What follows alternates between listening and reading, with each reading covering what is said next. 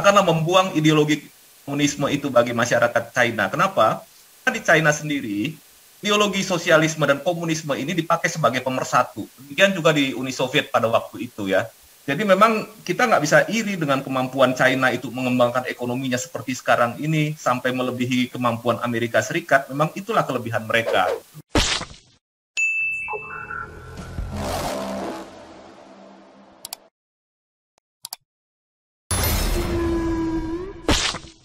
Oke, terima kasih Pak Robert. Jadi memang kalau kita lihat sekarang, kalau kita bicara ideologi, cuman ada 3 ya mainstreamnya di dunia ini. Pertama ya yang jelas kapitalis, yang kedua komunis, sosialis, yang ketiga adalah ekonomi campuran.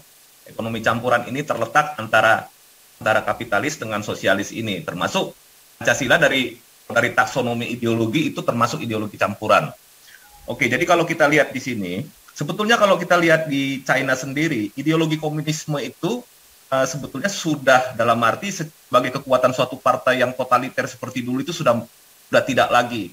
Tetapi sayang bagi pemerintah China sekarang untuk katakanlah membuang ideologi komunisme itu bagi masyarakat China. Kenapa?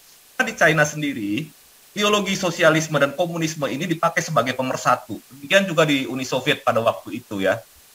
Sayangnya Uni Soviet itu lambat dia mereformasi ekonominya sehingga hancur dan bubar seperti sekarang ini. China cukup lebih pintar daripada Rusia ataupun Soviet.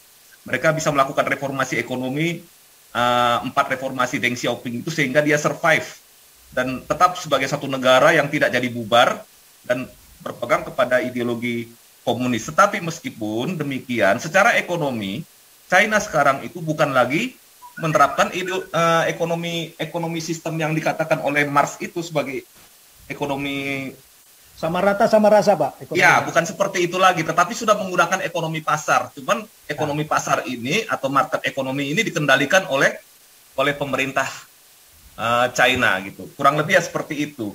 Nah, sebenarnya China juga kalau andaikan Amerika tidak membuka pasarnya terhadap produk-produk China, China nggak ada apa-apanya sekarang ini, Pak. Itu kita akui juga. Ya, jadi kalau dari sisi perdagangan itu fakta yang ada gitu ya.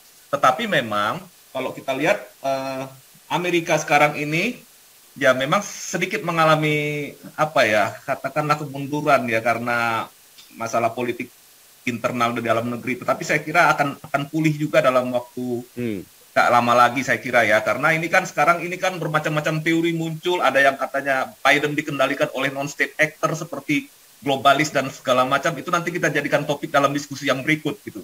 Tetapi yang paling jelas yang bisa kita bicarakan saat ini ya memang saya lebih percaya kepada teori interdependensi. Jadi sesama negara-negara besar itu memang masing-masing punya hubungan baik secara bisnis maupun politik. Kadang-kadang mereka bisa berbenturan, tetapi kadang-kadang mereka bisa bekerja sama. Apa memang berani Amerika melakukan perang dagang frontal terhadap China? Saya kira nggak berani juga. Kenapa? Begitu Amerika tutup pasarnya, selesai sudah. China juga akan mengalami tekanan juga. Gitu. Ya, sama-sama rugi. Sama-sama rugi, Pak. Saya kira itu aja tambahannya. Silakan. Jangan-jangan mereka juga lagi sandiwara juga, sambil bawa pisau di belakang punggung mereka, toh. Tapi ini nih ya, Kali Solisoy ini ya. Wah, ini dari tadi Kali Solisoy sudah ngantri rupanya nih. Kali Solisoy. Di China. Satu kalau kita lihat, ekonomi ada yang namanya incremental capital output ratio. Jadi seberapa banyak dana yang kita kucurkan di satu negara akan mampu menghasilkan output yang sebesar-besarnya. Jadi kalau kita bicara di sini adalah masalah efisiensi sebetulnya.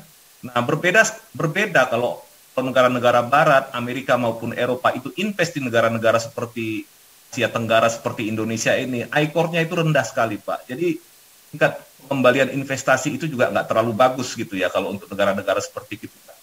Makanya Pak investor itu nggak mau datang ke Indonesia gitu. Mereka lebih suka invest di China. Kalau kita lihat kota-kota pantai di sekitar China, misalkan Shenzhen, Guangzhou, kemudian Shanghai, itu di kawasan-kawasan industrinya itu banyak pabrik-pabrik dari Eropa maupun dari Amerika sendiri. Pertama itu karena pasar di China itu memang potensial karena jumlah penduduknya juga 1 miliar lebih ya. Samping itu juga ada etos kerja. Ada efisiensi dan efektivitas dalam bekerja. Jadi orang China itu hanya bekerja, itu istirahat hanya pada saat jam makan siang, atau mereka bisa istirahat mungkin setengah jam atau 1 jam untuk tidur. Habis itu mereka bekerja lagi seperti mesin. Nah, para investor dari luar akan mencari negara-negara yang punya etos kerja seperti ini, bukan seperti kita yang ketika ada jam istirahat hilang 5 menit sampai 30 menit pun nggak pernah ketahuan kemana, kan gitu ya Pak ya. Itu yang terjadi gitu. Jadi memang kita nggak bisa iri dengan kemampuan China itu mengembangkan ekonominya seperti sekarang ini sampai melebihi kemampuan Amerika Serikat. Memang itulah kelebihan mereka. Gitu. Jadi sepertinya kalau kita itu misalkan kita berharap seperti negara-negara maju itu ya susah Pak. Memang kita di etos kerjanya yang jadi masalah gitu. Kemudian kita juga ini kan politik kita ini kembali lagi seperti yang dikatakan tadi, menyalahkan orang lain yang paling utama gitu ya, cari kambing hitam gitu ya. Ideologi bukannya ideologi yang Pancasilanya yang dibangun, tapi masih memuja-muja ideologi dari luar gitu ya, yang untuk dianggap sebagai apa? Sebagai ideologi nasional. Kan udah salah kaprah semua sebetulnya Pak. Gitu. Jadi saya setuju sih sebenarnya kalau China dengan Amerika itu sebenarnya mereka itu kelihatan di permukaan itu seperti berseteru, tetapi masing-masing memperhatikan kepentingan nasionalnya masing-masing. Saya kira itu, Pak Paul. Terima kasih. Anda telah menyimak materi video ini sampai selesai. Kami berharap Anda bisa memberi masukan kepada yang lainnya melalui kolom komentar dari sudut pandang Anda yang berbeda. Komentar Anda akan memberikan edukasi atau bahan pertimbangan bagi generasi dalam memahami narasi atau sumber berita yang belum tentu sesuai dengan fakta. Tapi sebaiknya bagi Anda yang belum subscribe, silahkan subscribe terlebih dahulu supaya komentar Anda tidak terbaca spam. Dan bagikan link video ini ke media sosial lainnya supaya teman Anda bisa berbagi pengalaman bersama kita. Terima kasih. Dan enjoy saja bersama Sodron Channel.